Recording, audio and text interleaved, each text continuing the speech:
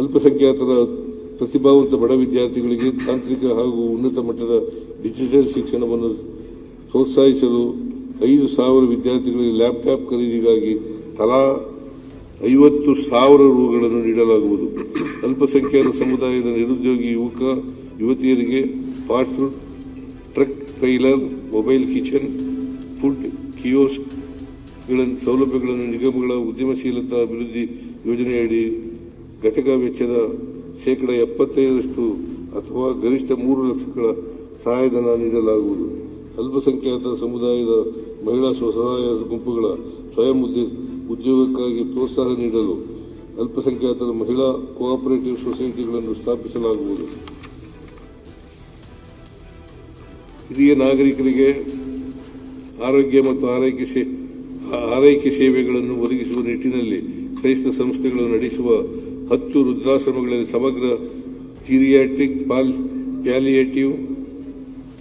Palliative care ಘಟಕಗಳನ್ನು ಸ್ಥಾಪಿಸಲು ತಲಾ 50 ಲಕ್ಷಗಳಂತೆ ಒಟ್ಟಾರೆ 5 ಕೋಟಿ ರೂಗಳನ್ನು ಒದಗಿಸಲಾಗುವುದು. ಬೆಂಗಳೂರಿನ ಕೆಂಗೇರಿಯಲ್ಲಿ ಆಶೀರ್ವನಂ ಬೆನೆಡಿಕ್ಟಿನ್ ಮೊನಾಸ್ಟರಿಯ 2 ಎಕರೆ ಜಾಗದಲ್ಲಿ ಅಲ್ಪಸಂಖ್ಯಾತರ ಅಭಿವೃದ್ಧಿ ಮತ್ತು ತರಬೇತಿ ಕೇಂದ್ರ ಸ್ಥಾಪಿಸಲು ಮುಖ್ಯ